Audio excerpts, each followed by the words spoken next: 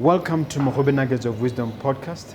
My name is Mompoloki Lerumo Mogobe. Our objective is to enthuse, inspire, energize, and empower entrepreneurs and entrepreneurs of all stripes here in BW and beyond. We do so by inviting these entrepreneurs into our makeshift studio.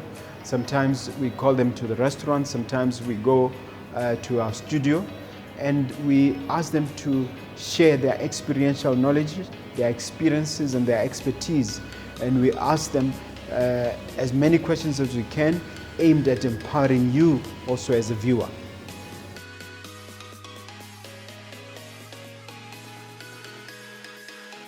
Hello dear viewer, dear listener, my name is Mompoloki Lerumo Mogobe, the host of this wonderful, great, powerful show, Mogobe Nuggets of Wisdom podcast. We always try to give you life-changing and empowering business education. And this time I've invited a guest, and he's not new to this show. He's actually on his 5th or 6th visit, Mr. Mogomotsi Patrick France. Welcome to the studio, Mr. France. Thank you for having me, Mr. Mogobe. Yeah. It's been a while I've been here. Yes, it's been a while. I'm not sure whether you came late last year or early this year, but it's been quite a while. It's been quite a while. Yeah. But we're going to talk about issues around employment, specifically recovering from job losses. Yes. Because we've had devastating job losses around COVID, and you at Key Wealth, this is your bread and butter. But I would like for you to introduce the subject and explain to the viewer why it is an important subject worthy of discussion. Thank you so much, Mr. Mogobe. And before I do that, maybe let me introduce it and I'll talk about Key Wealth. This subject is very important in this time now, because remember we're just getting off the state of emergency, state of public emergency, and there is potential job losses. Companies might be retrenching or will be retrenching. I mean, I don't think it's a bullet we can dodge. Even on the newspapers, it has been written about it. I think I was reading 320 somewhere. They mentioned 320 companies will be retrenching, and also it has been mentioned that about 400 people have lost their jobs during the state of emergency. I mean, only 400. We don't know how true is that, because it'll be a lot more than that. No, because during the state of emergency, people were not allowed to retrench. But I guess we all know that sitting at home without a pay, it's more or less like you are not working. Yeah. So, and the reason why we wanted to talk about this issue today is that at Key Wealth, one of the services we offer is restructuring counseling, where we take people through psychosocial counseling and financial counseling, and just also preparing them for a potential job loss. That's part of what we do. And as you said about Key Wealth, it's a group of companies. Our motto is we move humanity forward. How is it a group of companies? We've got a wellness company where we deal with employee wellness, and we offer employee wellness programs. And we also do have an investment advisory where we advise on issues of money, investments, and all that. We also do have an insurance broker where we offer short-term and life insurance. Yes. And then we also do have a training company where we are accredited by BQA. We have 34 accredited modules. So you can say we're a one-stop shop, not only for staff development, but also for empowering people. And just making sure that when you come to Key Wealth, you get all the services that will help you to develop, and maybe just to take care of your portfolio. Could be finance, and could be just all your faculties of life. Yeah. Now, about yourself, some of them, people watching may not be familiar with yourself. Can you just spend a minute explaining your background? Okay. Now, as you said, Mogomotsi Patrick France. I'm an entrepreneur. I'm a salesman. Let me say that. I think what brought me into entrepreneurship is because I'm a salesman.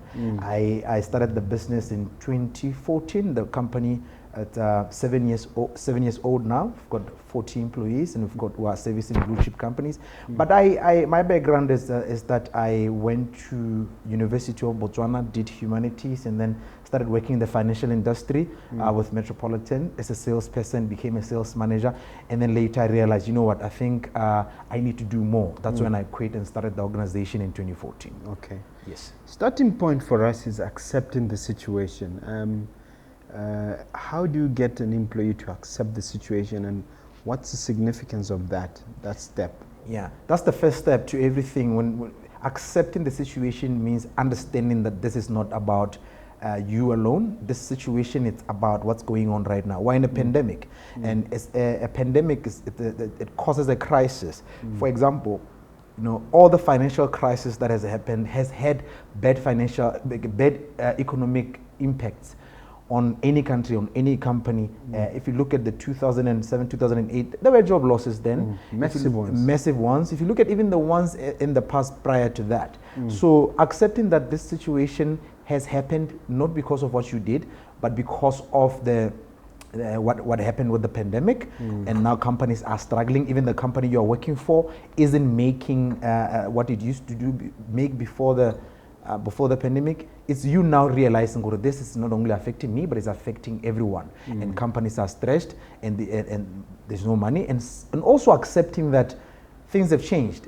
Some restructures, some retrenchments might not happen because companies cannot afford to pay. Companies might realize that now they do not need to run, with maybe let's say 400 members of staff. They can actually run with 200, and they use technology to execute certain duties that were done by the 200. So clearly it means that things are changing, things are evolving, and that's the first start, because then at least you are able to realize that this isn't about you, your competence, your skills. It's about what's going on nationally, globally, and what needs to happen. I noticed that in America they use softer expressions. Instead of saying retrenchment, they say downsizing or right sizing. Do you have any thoughts on that? Why is it necessary for companies to soften the blow by describing it in a much more diplomatic manner? I like explaining it in a way that gets people to understand the reality of it. Think about a tree. Now, if you have a tree with fruit, with that bears fruit, right? I always say, an employee, it's like someone sitting under a tree with a camp chair, and they forget that. They sit under a tree with a camp chair and they're enjoying the fruit, and they forget that they're enjoying fruit of a branch of a tree that doesn't belong to them. So now think about the tree itself. The owner of the tree can do anything with the tree at any time. Now, if you have a tree, Mr. Mogobe, at your homestead, the blackberries, right? The common ones around. And it costs you because you have to clean all the time, and it has branches that go beyond your boundary wall. To the neighbors. And now you have conflicts with the neighbors. Or just, you figure out that this tree is a burden. Somehow I need to figure out what to do with it. What do you usually do to that tree? Yeah, I mean, we've had that problem at Extension 2 with the morula tree, which was dumping fruit every year on the neighbor's side. We tried to cut it. Fortunately, it was a very stubborn tree. It was a very stubborn tree. And then we gave up somewhere. But here, realize this. Do you know the tree can, you can cut the fruit, right? Or you can cut the branches. You can prune the branches. Or you can uproot the tree. Yes. So that's basically what restructuring or you can lose your job. Or so you compare it to just gardening in a sense of tilling a tree. So clearly the concept is simple, that the tree doesn't belong to you, and when the owner decides to cut certain things, sometimes you because you have remained under the tree for so long and enjoyed not only the fruits but the shadow of the tree, you tend to think, no, you're comfortable now, and you even own that particular tree. Well, it's not yours. I mean, we had a tree in Peak where they had 5,000 fruits. Remember what was it called? BCL. Now the tree is not there anymore, right? So trees can be uprooted. Can be pruned. A lot of things can happen to them. Or some can decide to uproot it and go plant it somewhere else. I think that's a great segue into our next point, which is self-acceptance. Yes. I mean, one is a picture of somebody looking at themselves in the mirror and, sort of meditating their way into accepting the situation. But you probably mean it in a much more in a different way. What do you mean by self-acceptance? So first of all, remember, we accepted that this situation is not only happening to us, it's happening to almost everyone, and also happening globally. Secondly, you need to now not be in denial, but accept that it can also, you can also be the one let go. And you need to accept that you're not as the most valuable as you thought you were. I mean, it's true, because it's not like all the people that are going to be let off are all of them incompetent. Even competent people, skilled people, most experienced people might be let go because the organization is, so you might have to accept yourself that even if this is happening, I shouldn't be in denial of it's happening. I should be thinking about what is it that I can. That's the first start of you now trying to figure out what to do after. Because clearly, this might also happen to you. So you at Key Wealth, sometimes you have workshops with a large number of employees who are about to be retrenched. So how do you go about getting them to mentally or psychologically accept, to get to a point of self-acceptance, as you say? It is difficult, and that's a very important point, because that's where we start. Usually, when we take people through the restructuring sessions, we take them through the psychosocial counseling and then the financial counseling. And psychosocial encompasses quite a number of things, because this has to do a lot with, to accept that these emotions that are involved in there. People do have stress. Restructuring itself brings in anxiety because you don't know, because there's some uncertainty. You don't know what's going to happen tomorrow. If you be let go, and also if you are left behind, will others that have gone blame you for for remaining thinking that you're the one who caused that? Because there's just so many things happening. They might blame you for the situation. Yes, it's sometimes called survivor's guilt. So they Survivor's guilt. Yeah, because people are there now remaining, and the other ones are pointing fingers to say, things like that. Yes. So we take people through that psychosocial support because you want people to deal with the stress that comes with the uncertainty, the anxiety that. What do you do? Do you then bring experts in that area? Key Wealth, we do have counselors, we do have experienced counselors, psychologists. Some are in-house and some we outsource. But the mindset behind it, people that are going through that process, restructuring, or maybe retrenchment, we have to make sure that we give them that psychosocial support. Yes. And then the financial counseling, because you go to work because you earn a salary every month, and now that there's a potential of that ending. So how do you then plan your finances going forward? Okay, which gets us to the next point, which is about reviewing finances, and it's a two-legged argument: living expenses and hard choices that have to be made relating to finances. Let's just take the viewer through a mini module, by a condensed form of the mini module that you put people through. Yes, the first thing that people think about when there's a potential job loss is, what is it that I'm going to do with my finances? How I'm going to live beyond my work? You must remember that your salary that you earn helps you maintain your lifestyle. So when we talk about living expenses, is that you've created your life to a certain level based on the affordability that you are afforded by your salary.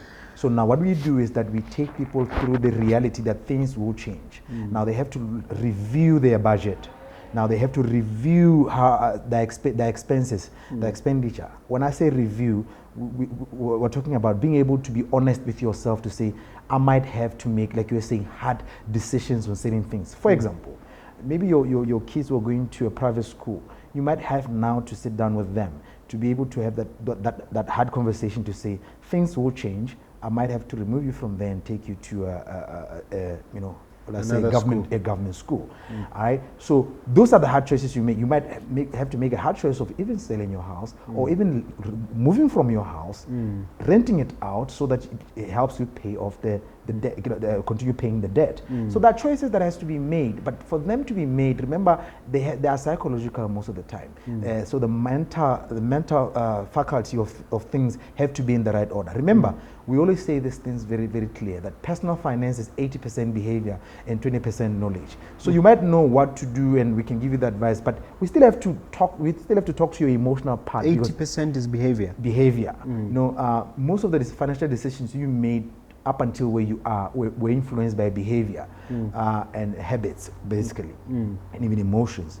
So now you are there. That means to let go of certain things that you are used to, that were supported by the salary. You have to now confront your habits, your behavior, your emotions, and have a real conversation with yourself to say, things are about to change. What is it that I am supposed to do? That's why I'm saying you have to then make hard choices. But it starts with looking at your budget, reducing certain things in terms of your living expenses, because you might have to now figure out, what is my minimal living expenses? If I was buying groceries at a certain amount, what is it that I need to do? But also, Mr. Mogobe, as much as I'm saying you need to be able to look at your budget, look at your expenses, look at your debt and all that, and also make hard choices, there's real conversations that needs to be had with people that you have been supporting. It could be your dependents, could be your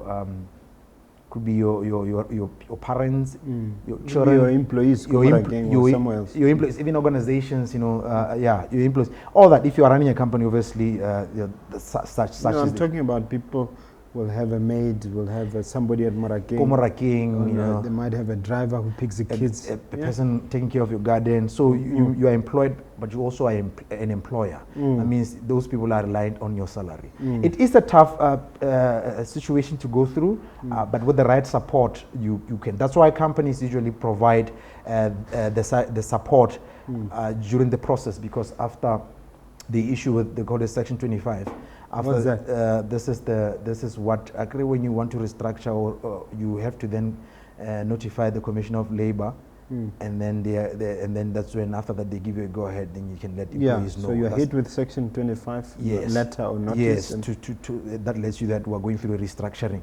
The moment employees are given that, what happens is that now the anxiety start kicking in. People start thinking about their life after that. They think, what's going to happen to my debts? What's going to happen to my kids? What's going to happen to me? Am I ever going to find a job again? Because they're also thinking about a lot of things, as in it's difficult to find a job. There's so many things happening. So that's what I'm saying. But when now the situation is there, you're faced with it financially, those are things that you need to do.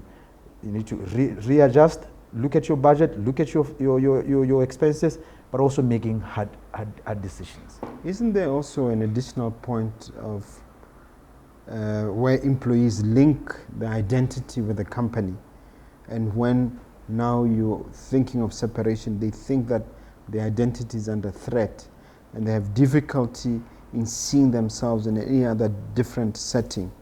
I don't expect you are a psychologist, but I thought you might comment on the identity issue and how to help them handle that.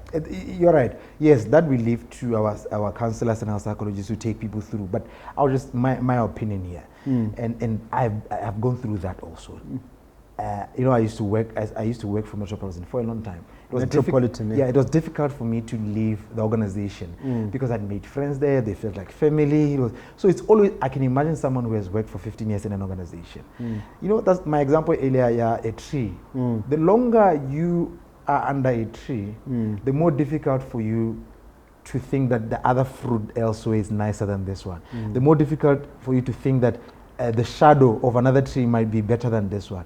You to a point where I think we can say it in a sensitive way, you can then become entitled to the tree. Now you think you own the tree, to a point where you can tell people, no, we've been here. This is how we know. This is our place. This is our place. And you forget that the tree doesn't belong to you. That's the difficult thing, that detachment, because once there's an entitlement and attachment, to detach from it it's a very, very difficult thing, because then your identity is threatened. Remember, you are wearing the brand all the time.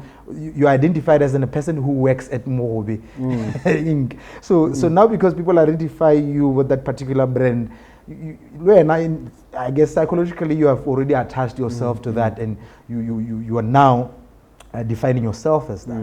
It's part of who you are now. So it taken away, now there's a sense of loss. You feel like something is being taken away. Because by the way, going back to the tree example, the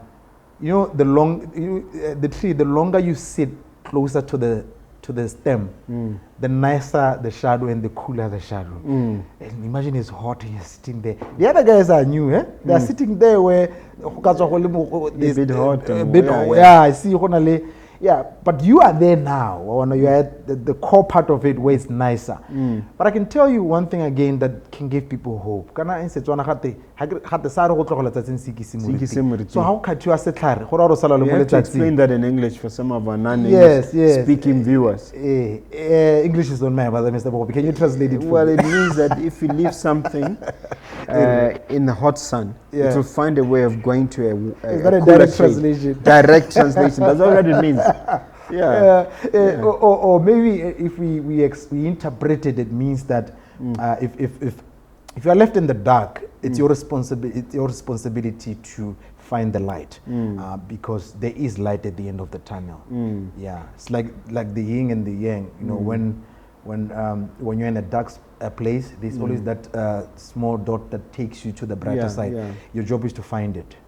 Yeah, it reminds me of a saying which says, I don't know whether it was Mahatma Gandhi or somebody, who says that if you are left in the dark or in the dark, instead of cursing the darkness, light a candle. Light a candle. Yeah. Do something about it. That's the thing. Yeah.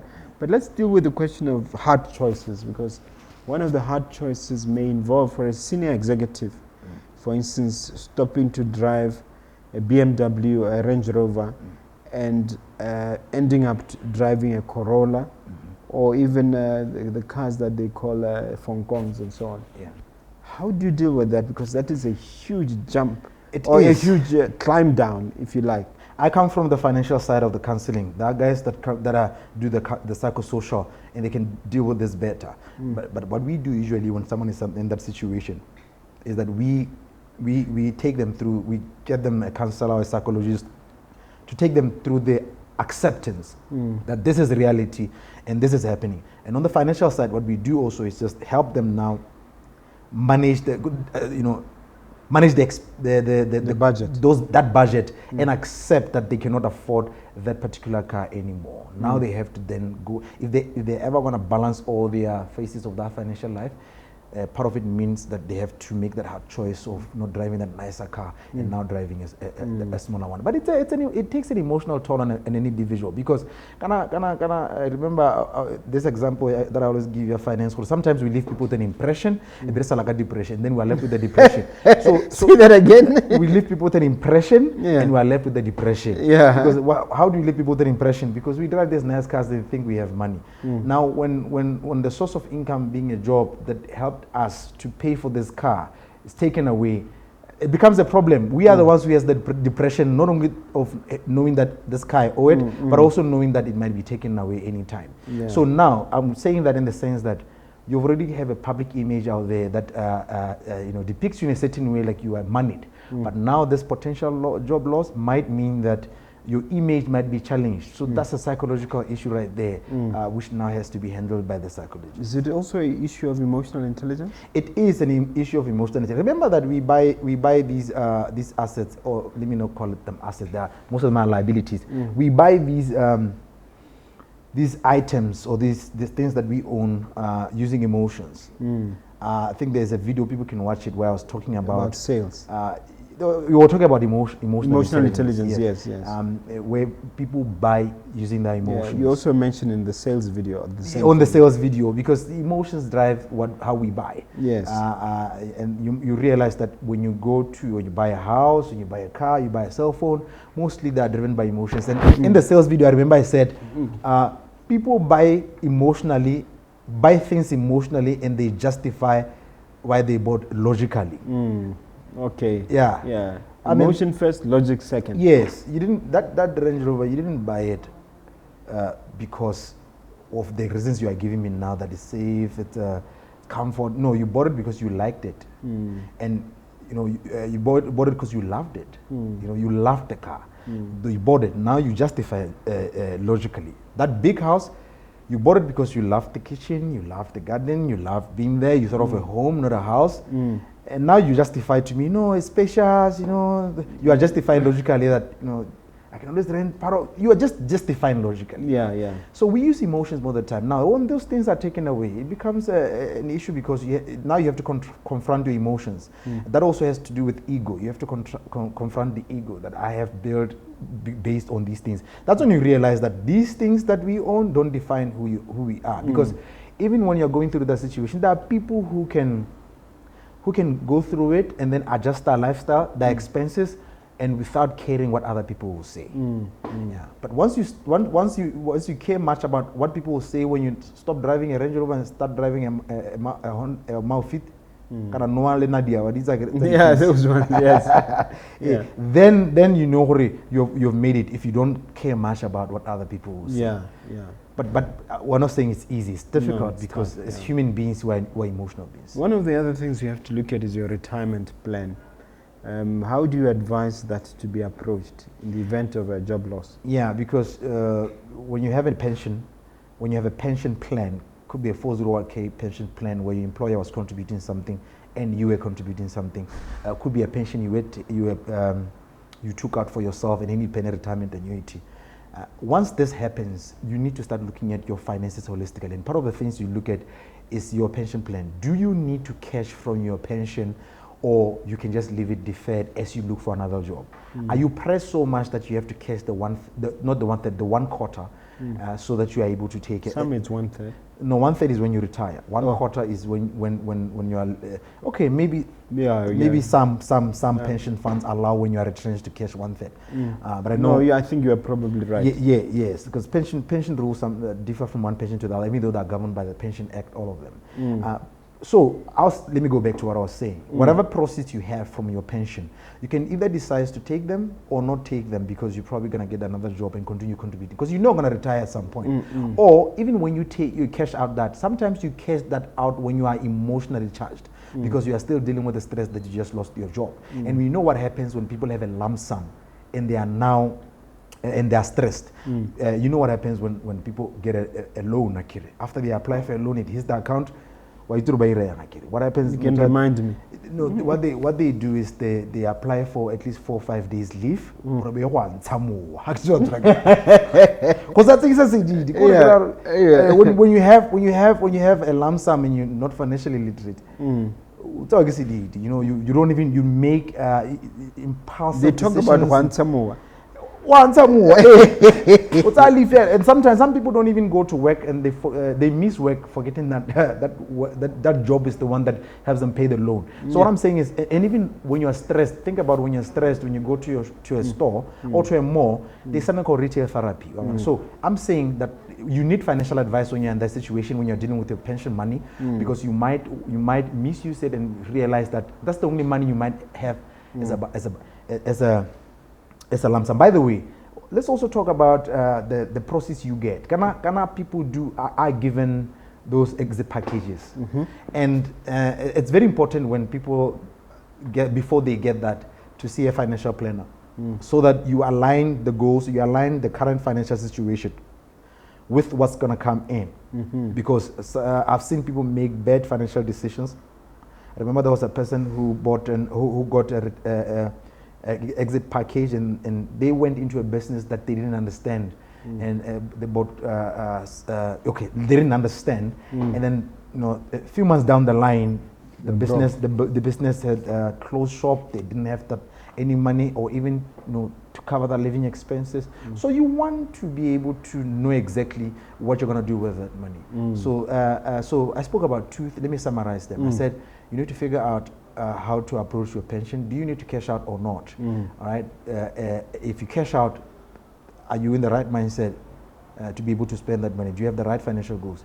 Thirdly, you need to see a financial planner before. Remember, this is very important. Before you get the money, because we all know what happens when money hits the account. No, you will never listen to anyone. You don't listen. No one listens when they have money in their account. If they're not emotionally intelligent and financially literate. Yeah. Okay. I remember. I don't know. You can cut this one, but it's just an example. No, I'm not cutting anything. I remember one day. Let me just share this as an example. Yeah. I remember when some of these things I learned by experience.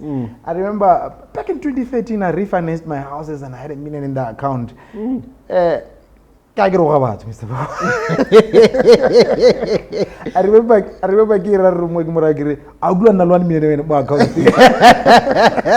It doesn't sound like you. No, I grew out of that, and then over time, I matured. But I think when money finds immaturity and it finds lack of financial literacy and emotional intelligence, you tend to be, so that's what I'm saying. Really.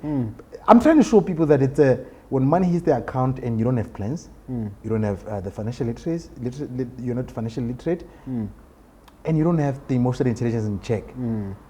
That's what's going to happen to you. So in other words, you could be getting retrenched and then have a huge liquidity event in terms of that 25% lending in your account, and then just lose it. It has happened to some people. It's a lot of people. A lot of people. A lot. Okay. If you do a survey of people that. So what interventions can people like Key Wealth do to help there? We offer financial counseling and financial planning services.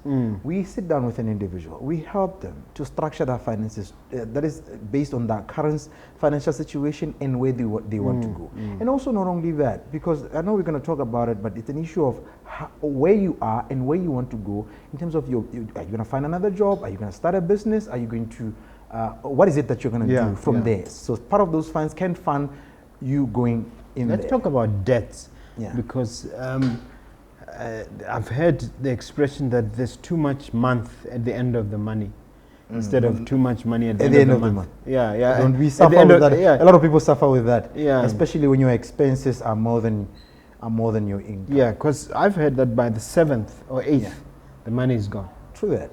So I want to know now, if now you are retrenched, you've actually suffered 3 weeks of poverty in an average month. How do you then cope? Especially that a lot of people, Mr. Mogobe, do not haven't got to appreciate other strategies of making sure that at least they buy themselves 3 to 6 months after they lose their job. For example, there are certain covers like a retrenchment cover, where you can have one that will give you a certain portion of your salary at least for 3 to 6 months. And at the same time also there is a situation where you are able to make what is called emergency fund that covers 3 to 6 months of your income. In that way, when you lose your job, you are able to rely on that money while you are still figuring out what to do. So your question was on debt. What do you do on debt? Because most people are in debt. We know the household debt is sitting at 50 billion Botswana. So clearly, did it get worse due to Corona? We're still looking at that and checking what's the information, because we usually get this information from Bank of Botswana reports. All right, they said report they issue every year that shows where we are. But we'll check. I think they keep on updating how far it is right now. Yes. So obviously when you exit your work or you are retrenched or you lose your job, you've got debts. That's meaning you've got loans, you've got a car loan, a mortgage, and credit card, all those other. So this is the time for you to now engage a financial planner, or even when you don't engage a financial planner, but at least be conscious of the fact that those institutions are going to come after their money.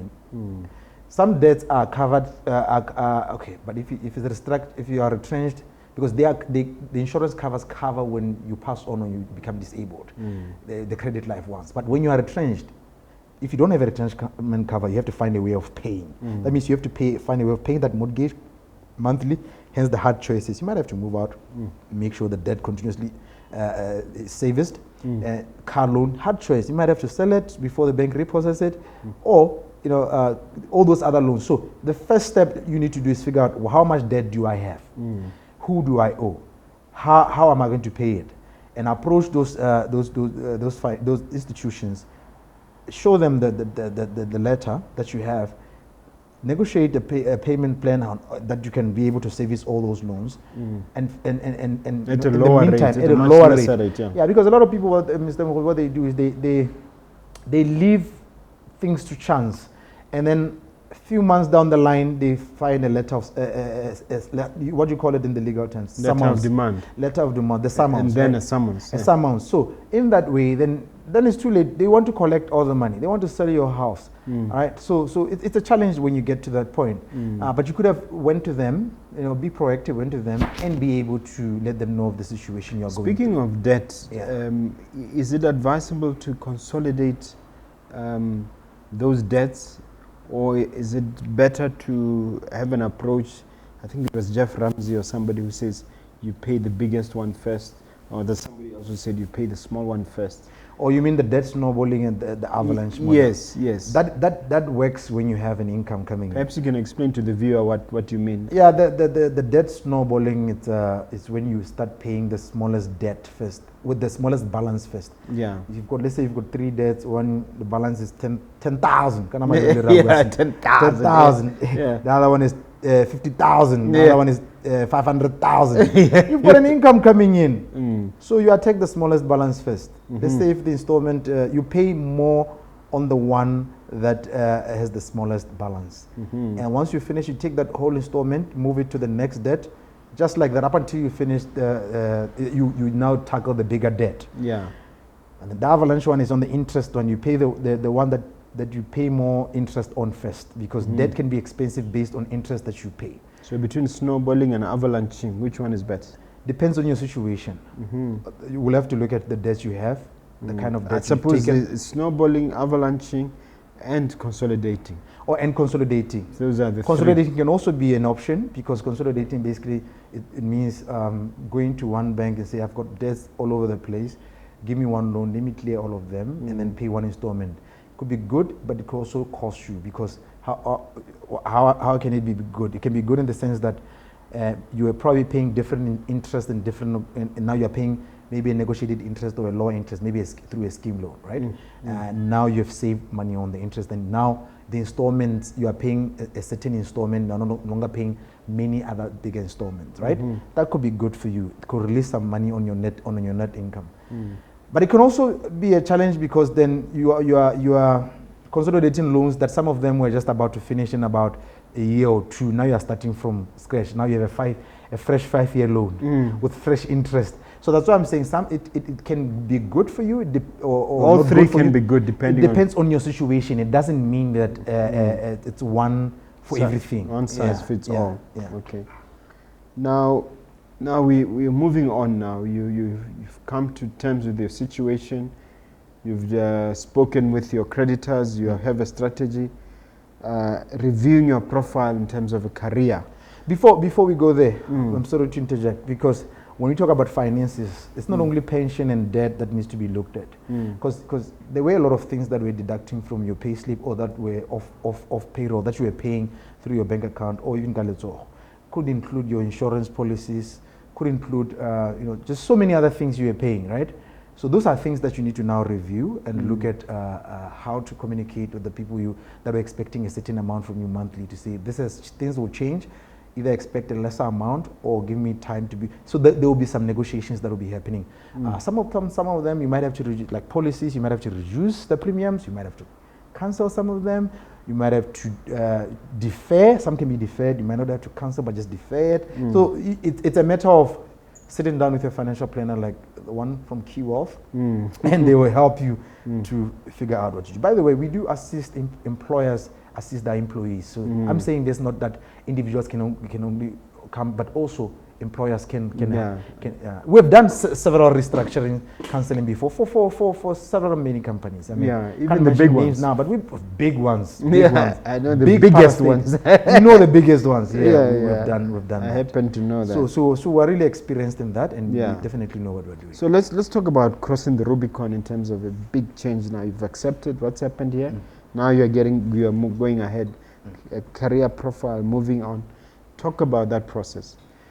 Yeah, so now what you are used to, the tree that you were under for a long time, is no longer there. You're just sunshine all over. Sunshine not in the nicest way, but Negira directors, there's no, you don't have a shade anymore, or that comfort that comes with the job. We can say you're in the scorching sun now. I think so. Let's say that. Can I say English is not our mouth? Unless English puts money in my pocket. Yes. Fine. But if it doesn't, I'll say it however I want to.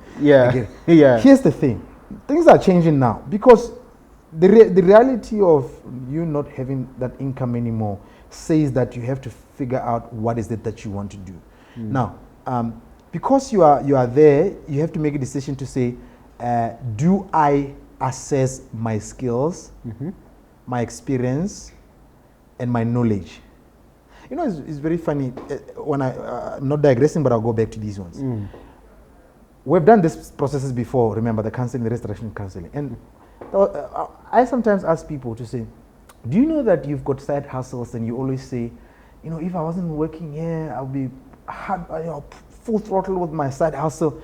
But then when the companies say, okay, now you can go, then you are saying, no, but I wasn't ready. But you are the person who's always the same person who's always saying, if you had time, you could go full throttle on your side hustle. Why am I saying this? I'm saying realization that that particular job has given you so many things. If you have been in it for a long time, you might find that you have gained experience, you've gained skills, you've gained knowledge. So now you have to figure out how to leverage these to pivot your way into the next. So now, pivoting your way into the next might mean You have to now figure out, do I need to look for another job? What kind of job do I look for? Probably you're not fulfilled with the job you had. Now it's the time for you to really look at what kind of job can I look for that can fulfill me. You know, including self-employment. Including self-employment. I was actually going there to say, but no, we must remember, not all of us are entrepreneurs or can start a business. But you might be the one that can. So then you say, okay, how can I leverage this knowledge, skills, and experience to start? By the way, I've seen people who were let go by companies and they went into the value chains of that company and start generating income because they understood the company they were working in. They understood that they are buying from other people. Becoming suppliers or service providers, contractors, service providers. You know, because you understand the value chains, and so not all is lost. You can. So does it also involve brushing up your CV and your profile and actually retyping it, getting maybe an expert to review it? That's part of the things that we do as we do the counseling. You know, we help people to look at their CVs, because some people are. If you're under a tree for a long time, you forget to cultivate the tree, because the tree is already there giving you the fruits. So we help people. Like, the example was to mean that maybe some people, the last time they updated their CV is 15, 20 years ago. So we help them to structure CV in the modern times and how to get a job and how to prepare for an interview and how to, all those things that help people package themselves for the next phase of their life. Yeah, and speaking in the context for IR and so on, the age we live in, and you mentioned self-awareness, don't you think it's important also for people to be social media savvy? I mean, to become aware of the power and importance of social media in terms of repositioning themselves. True that. And by the way, now I believe our restructuring approach has even added more meat because of the evolution we're seeing with technology. By the way, we do have Fourth Industrial Revolution level 1, 2, 3 accredited by BQE. Those are courses we do offer at KeyWealth. So you see, what do they provide? They provide transforming people from appreciating the Fourth Industrial Revolution, how things have changed, and social media being part of it, being doing things in the digital world, acquainting yourself with finding a job in the space where companies now are downsizing, but not downsizing for the fact that they do not need people, but that they're now doing replacing people with technology, and realizing that they can get more done with people and technology at the same. So how do you make sure that you equip yourself, you become ready for what's coming and what's already here? To the point where now interviews are conducted, online. There's no face-to-face interviews, and you have to. So there's virtual etiquette also that needs to be adhered to. Yeah.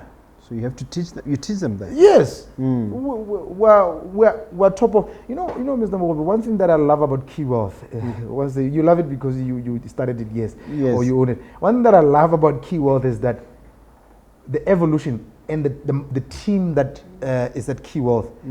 It's a team that is so creative that they evolve with the times. They think outside the box and be able to see what is going on right now. How can we be relevant? And they do just that. On that, etiquette issue.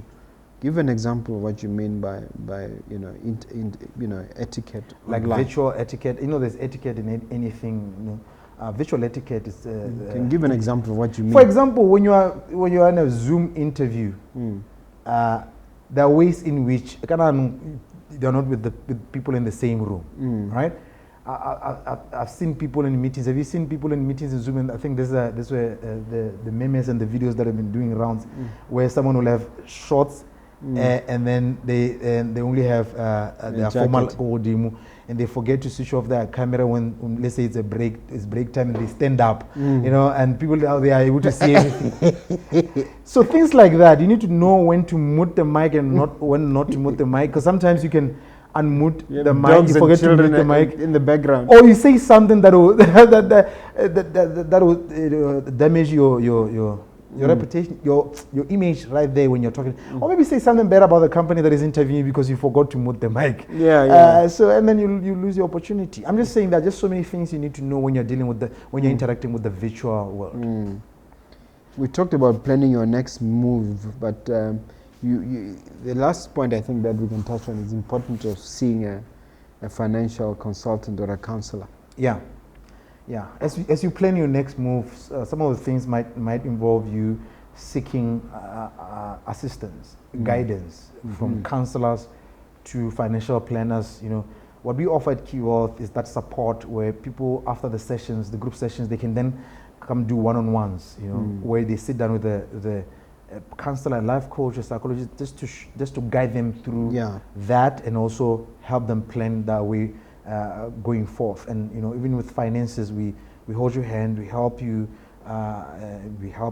draft your financial plan. You know, if you want, as we are executing it, you also want to come back and ask for advice there, guidance there, and there.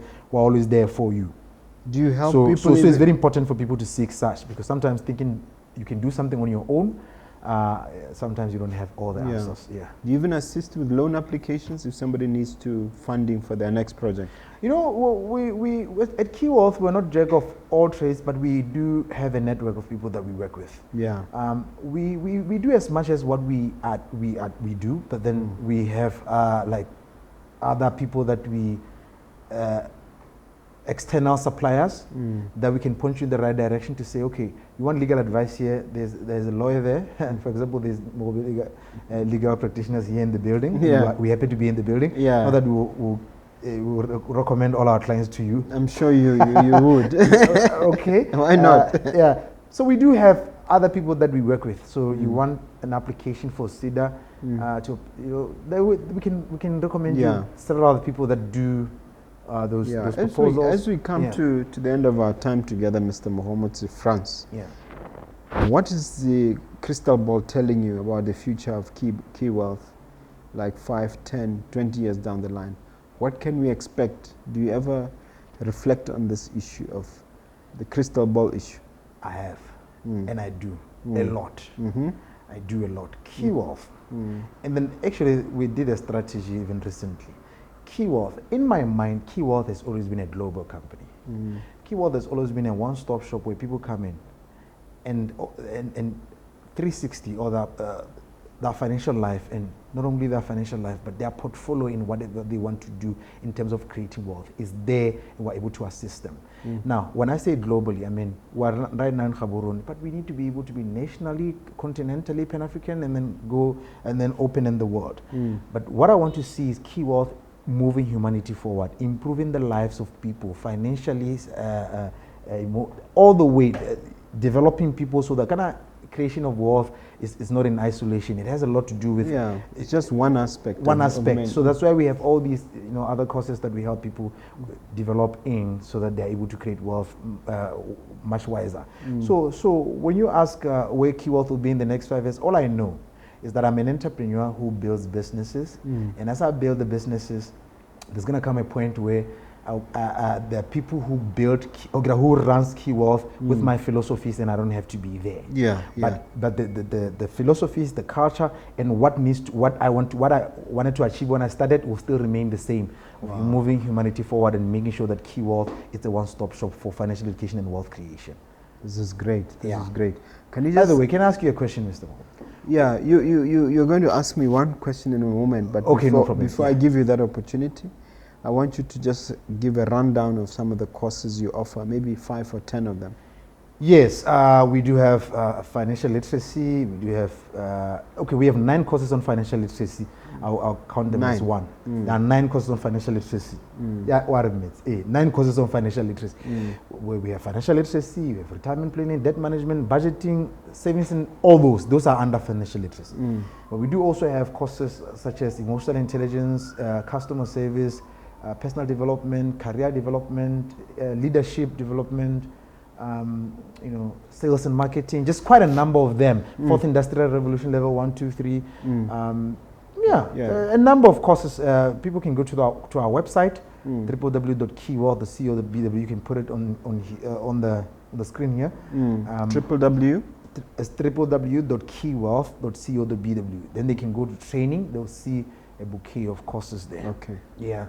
Here's your chance. Hit me with a question. Yeah, you did ask me about where I see Key Wealth earlier in the next 5 years, and I said I answered you the way I answered you.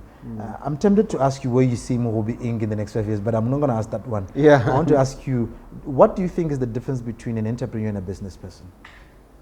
I've heard you articulate that difference, but I think to me it's a distinction without a difference, because it's a matter of how you define yourself. Yes. The whole idea is, with an entrepreneur is really a French word that seems to deal with the idea of being a problem solver. Yeah. And if you use business for purpose of solving problems, then you are an entrepreneur. You know, it's a French word, which has now found its way into English. Yeah. But I've heard you define a businessman as somebody who's just in it for the money, somebody who sells, goods and services for money. Whereas an entrepreneur is there and is driven more like by a purpose, and is driven more like a mission, and it's much more broader beyond money. I've heard you use that definition, but for my purposes, since I'm not at Key Wealth, I simply say it's a distinction without a difference. It's the same thing. Yes. Yes.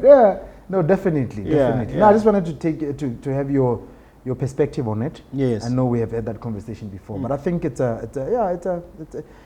the mindset is different in terms of from the businessman to an entrepreneur. But I think they all strive to do the same thing. Yeah. Just that the distinction is there and the thinking is different. Yeah. I want you now to use this moment to tell the viewer what you think is the difference. I'm hitting you with the same question because you feel very strongly about this. Me, I feel who cares? Who cares? My attitude is not true that. I think one, entrepreneurs and business people need each other. Two, an entrepreneur is one that it's more on the creative and the risk-taking side, and they're able to look beyond the money, like you said, but they're able to continuously be creating.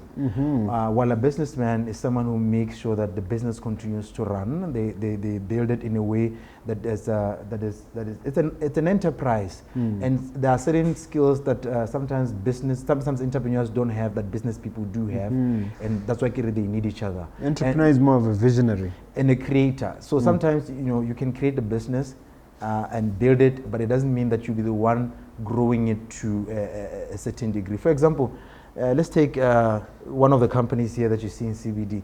The owners are not the CEOs of that particular company because they've hired business people to run the business. But what the entrepreneurs did was to build the company so that it has wheels and it's able to grow. You've answered it. You've answered. Yeah. Look at that camera. Yes. Apart from leaving the viewer with inspirational words, also give them details of where they can get in touch with you. First, inspire them and then leave them with contact details. Yeah. What I would like to say in regards to the topic we're talking about today, or we're addressing today, is that job losses are looming, things are going to happen, things are going to shift, but it's not, all is not lost, because what's going to happen is that you realize that, where there's darkness, there's always light at the end of the tunnel. You just have to figure out how to navigate through the challenges that are upcoming of potential job losses. And Key Wealth, we do offer those services where we help people in terms of the psychosocial support and the financial counseling, which is summed up as the restructuring counseling. And where you can get hold of us, you can go to our website, which is www.keywealth.co.bw, or you can call us at 311-4034. I think it will be written down there, 311-4034. All right, now, to get in touch with me, I'm on Facebook at Mogomotsi Patrick France, and I've got a page called Mogomotsi France Speaks. All right. Thank you very much. And thank you for tuning in, and make sure you subscribe to Mogobe Nuggets of Wisdom. Oh, thank you. There's a subscribe. I've subscribed, and I've seen the page has grown. Yeah. Now it's got 4,000 subscribers. Plus, so you are the one who can get it to 10,000, so you can enjoy more of this content. All right. Thank you very much. You're welcome, Mr. Mogobe. Thank you so much.